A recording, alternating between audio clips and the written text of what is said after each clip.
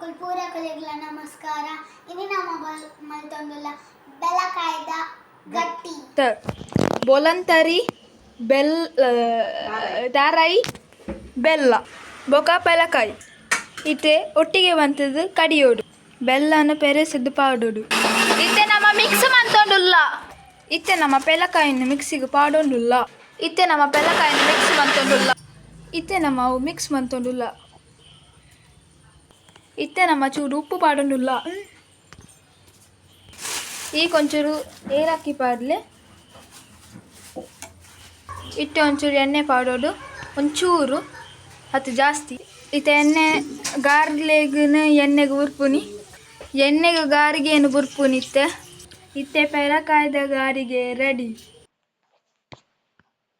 ನಿಕ್ಲೆಗೆ ಈ ವಿಡಿಯೋ ಇಷ್ಟ